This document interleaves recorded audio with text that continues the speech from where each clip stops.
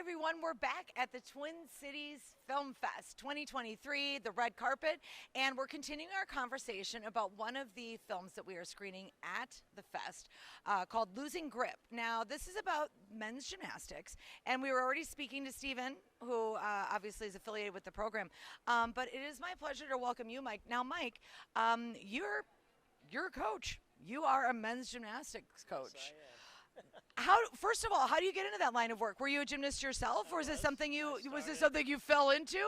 Well, kind of fell into it. It wasn't my choice.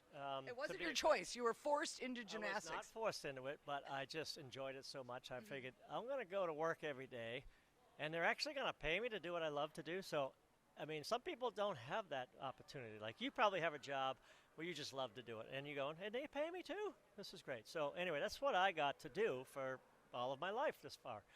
And I got a degree in geology from Penn State University, where I competed gymnastics, and I thought I was going to go into exploration geology and the whole thing, but I got rocks in my head for coaching these guys, right?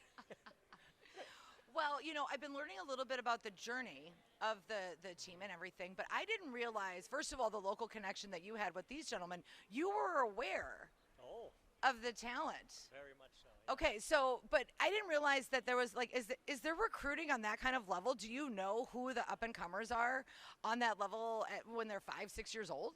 Not quite that young, but, you know, the club that he started at, and then he eventually moved to a different club, you start to see the future, you know, in a kid who's got intensity at a young age, where maybe some kids don't have that kind of intensity.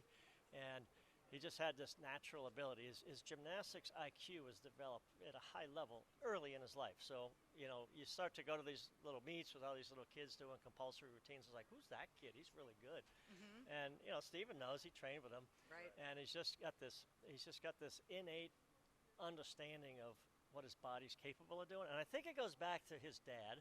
And his dad is like a stunt pilot. He does all this crazy stuff in these planes, right? Awesome. And I'm going, he must have brought him up when he was a little kid and done all kinds of loop-de-loops. And all of a sudden he goes, I think I can do this without the plane underneath me.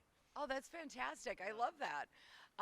Okay, great. Well, yeah, and Shane, so you spotted it right away, as you had already known him. He was a mate, let's just say. Okay, so let's go forward. The pandemic happens. Now, he is in the process of training for the Olympics. Everybody, of course, we all went through our own personal struggles, but what happened with the gymnastics program, and did you guys almost kind of lose faith a little bit? Well, we didn't lose faith in what we were doing, okay? The university obviously had a different plan for our program, and they ended up dropping our program, which was really, it was tough, you know. It was tough on me. It was my livelihood.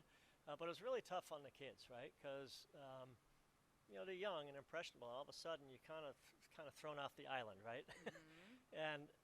Through no fault of your own. You didn't do anything. I'd like to think it wasn't our fault, yeah.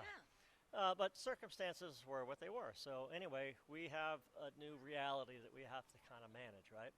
And I basically told everybody has to do what's in their best interest right now. I mean, we're still going to run this program and have this last season underneath our belt. And we actually hosted the NCAA championships that year.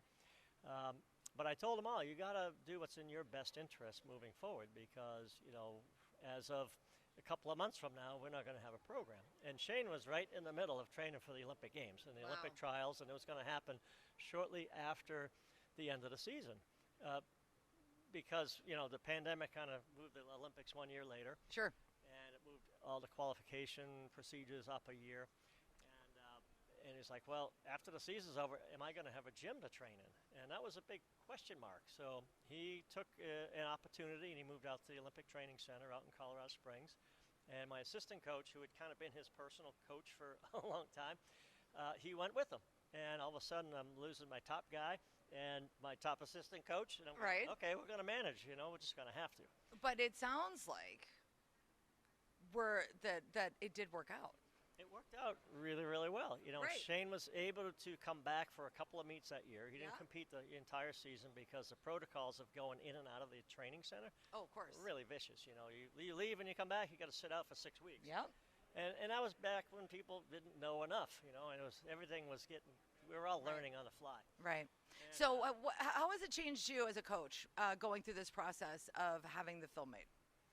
well, the film has obviously brought a spotlight onto the situation. It's brought a onto. It's obviously about Shane, but I think the backstory is the fact that the university kind of pulled the rug out from underneath a bunch of people who had their hearts set on being part of this thing, you know. Yeah, And, the unintended consequences of COVID. And we're finding that in all the works. That's the thread this year at the Film Fest. Yeah. Okay, so I don't want to hold you up, though. Your screening's starting. We could talk all day about men's gymnastics. Honestly, I could. Mitch Gaylord. I told these guys they didn't know who I was talking about. Thank you. Thank you. You know. Yep. Oh, yeah. Look him up, kids. Mitch Gaylord. I competed against Mitch Gaylord. Did you really? Yeah. I mean, not at the Olympics. I didn't go to the Olympics, but I did compete against him in the NCAA championships. Okay, see, this interview could go on and on. Okay, I'm going to make you late for your film. All right, but I'm not going to let you off the hook. Okay, maybe Mitch Gaylord is the answer. Who would you want to play you in a film about your life, sir? Arnold Schwarzenegger. There you go. Go right for the top. The Arnold. The Schwartz. All right, thanks, guys. Congratulations on your screening, Losing Grip, and you know what? And thanks for shedding a spotlight and taking the time. I'm Tiffany Norton from the Twin Cities Film Fest 2023 Red Carpet.